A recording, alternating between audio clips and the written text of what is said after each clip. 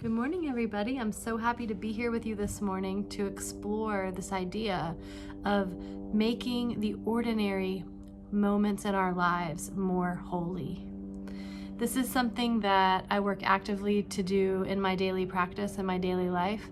And so when Reverend Allison asked me if I had any ideas around this, I was like, I have a lot of ideas around this. So I'm so grateful to be able to share one of my practices with you today.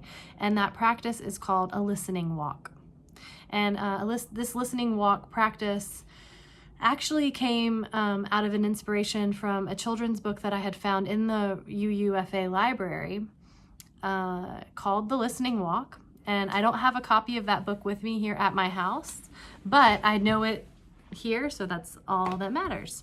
In the Listening Walk story, a young girl and her father take time to explore their neighborhood without talking to each other. So they only use their senses to explore the world around them. And that's something that's a practice that I have taken and made my own. So when we say listening in the listening walk, we're not just talking about listening with our ears. We're talking about listening with all of our all of the senses that are available to us. So that might be using the eyes. It might be using the nose to smell, to note the wind on our skin, which is a giant receptor. Our skin is a sensory receptor that's incredible.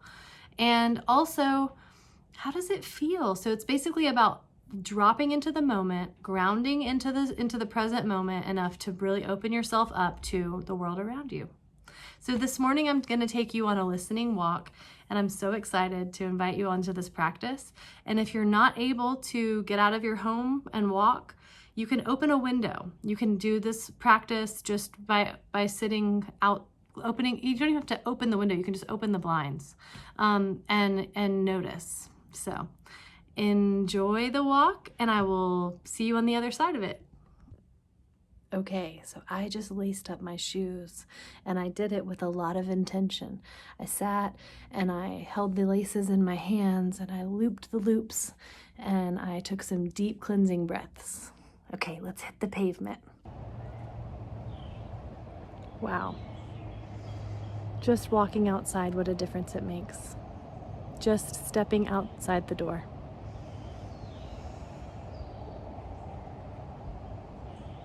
The first thing that I heard was the birds. And of course the wind in the trees. I can smell somebody's cutting their grass down the street.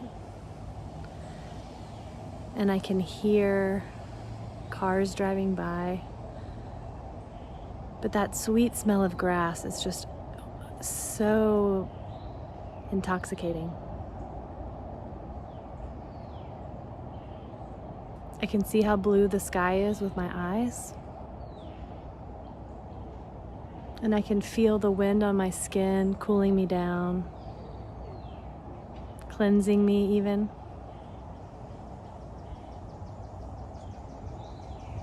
All right, let's keep going.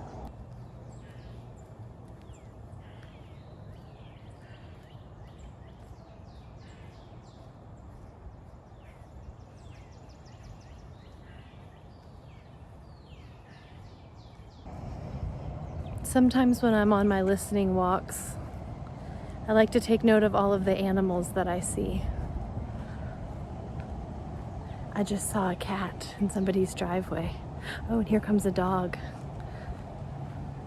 There's also other animals that live in this neighborhood, like deer. There's a lot of deer here, and squirrels. Sometimes when I'm feeling especially anxious, and I love these people's plants. I'm gonna back up so we can really get in there and see these. Oh, they're so pretty. Sometimes I feel extra nervous about what's happening in the world outside of my house, and a listening walk is a great way to bring myself right back to a place of centeredness, groundedness, and I can be receptive then. I've made it a few blocks from my house, and I am so different than when I left. I feel relaxed. I feel strong, invigorated even from the fresh air.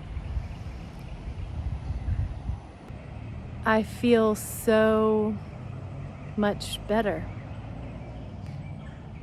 Just doing something a little different, stepping outside of my house, away from my screens, and into the natural world where I feel there is so much support available to us. And when we invite our senses along for the journey, it really does make something so ordinary become extremely sacred and holy and supportive. So I encourage you in whatever way you can this week to do your own version of this listening walk, even if it's just opening your window and looking out at the world. That's enough. That's enough. All right. I hope you all have a great week, and thank you so much for joining me on this beautiful day. And don't forget, if you're in a overly populated area or a crowded area, please always wear a mask for the protection of yourself, but also for the protection of those around you.